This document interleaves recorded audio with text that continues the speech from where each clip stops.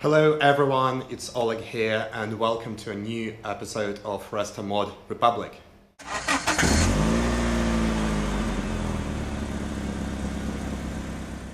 Today we will be tackling some jobs which people working in the cars are usually quite afraid of. I was personally very afraid of when I just started off, including grinding, welding, cutting, sanding, priming and painting. When I MOT'd my car in order to get it registered, there was one small advisory, which is a small rust patch in engine bay on the inner front right wing side, which wouldn't be a problem if it wasn't very close to the shock tower. So if not repaired and neglected, it would become an MOT failure. So what would it involve? First of all, we will need to sand down this area to actually establish the area of rust damage. Then we will need to cut this piece off, fabricate on templates, cut a replacement patch using 1.2 millimeter black steel, and then it will need to be welded in.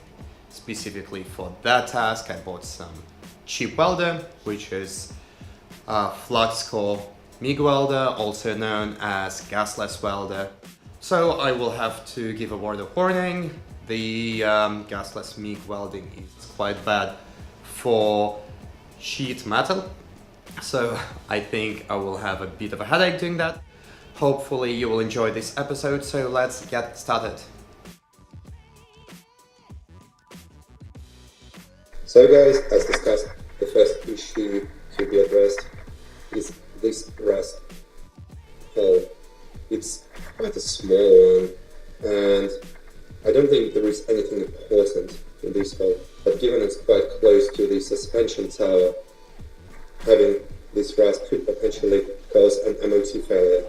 Therefore, that needs to be rectified as a priority. So as a first step, we will select the right tool for the job to clean up the paint, the rust, and see how big is the area which needs to be replaced. So as a first step, we will need to remove surface rust to actually identify how far the metal has rusted through. There are quite a few tools you can do it with. You can go as low tech as the usual metal brush. Those are actually very handy, and I strongly recommend everyone to have one. It's good for welding, for cleaning rust, for everything. So that's one of the options.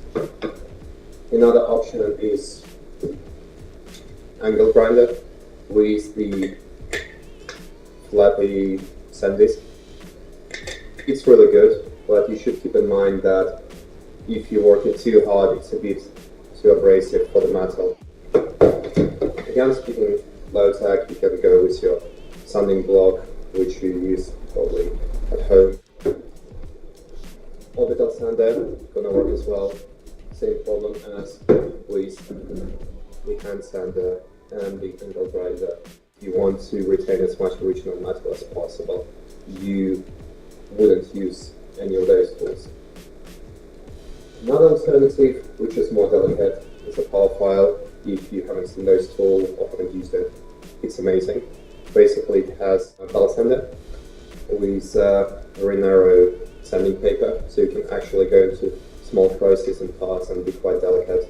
And it's also very handy when you're filing down your welds. But I think the tool which is most appropriate for this job would be either electrical drill or die grinder, one of those tools, which are pretty much the same, which are rotary tools, and some of the metal brushes. Either this one, which is metal brush, which is circular, or this one, which I think is a brass brush, which is a bit more delicate. I think I'll start with this one, see how it goes. If I need something more aggressive, I'll switch to this one, and let's get started. So, given there will be some cutting and potentially welding on the car, the first job to be done before you starting any of that, for the reasons of safety, would be to disconnect this battery.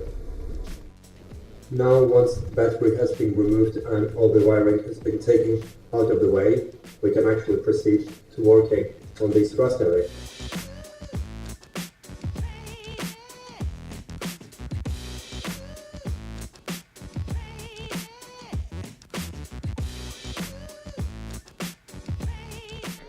So what can we see now is this small square area, which would require removal and replacement with some new fresh metal.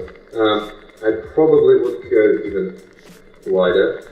So the next step would be actually doing the outline of this patch, measuring it and cutting similar sized patch from a piece of metal. And at the same time removing this section and removing all the rust from the underneath to make sure that this doesn't repeat and it remains solid for years to come.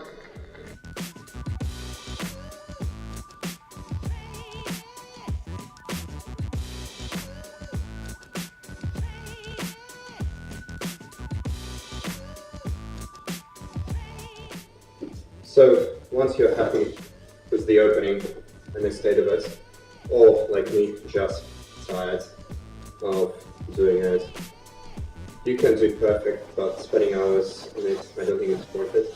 And as a next step, you take one of your favorite rust converters. I bought one of the most popular ones on Amazon, and you brush it on as deep and as far as you can go to convert as much rust as possible into stable surface. I opened this, cut off this window, which is a bit bigger than the piece of rust I managed to find. So the next step would be painting it all inside using some anti-rust primer, then preparing a template from this opening and cutting it out and welding it in. Now we cut a template for the metal plate which will fill the hole in the body of the car. The next step would be taking a piece of metal of the similar thickness and cutting it out.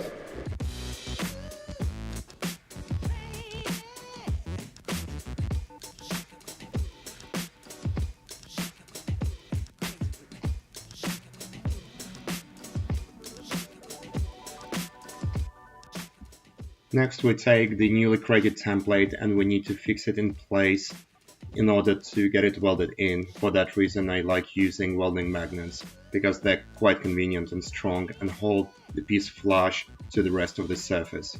I still need to weld this piece in place, given I'm using quite a cheap welder. I can't do continuous welds, so I have to do spot welds, quite a few of them, and connect them in order to do these beads you actually see on the picture. Then you do a quick pass with an angle grinder and a floppy disk to grind all the welds down and make them as level with the rest of the surface as possible. And then I finished up with a nice coat of a fresh primer to protect this area from rusting. It's not done for the cosmetic reasons, and I might reconsider repainting the entire under bonnet area in the future. So guys, it's been couple of very busy and, to be honest, sometimes quite painful days. Apologies for not being able to capture the actual welding process. I don't know what happened to my camera, it didn't record, so the only thing I have is pictures, but hopefully it kind of shows how you get from cutting a metal patch to actually welding it in, grinding, and applying some paint on top to protect it. As expected, using the flux core welder was one big pain in the rear bottom. Problem is, whenever you try to use it, unless you can adjust the power very finely, which you can't actually on a cheap welder, it tends to burn through the metal, leaving massive holes, which you actually need to spend even more time filling.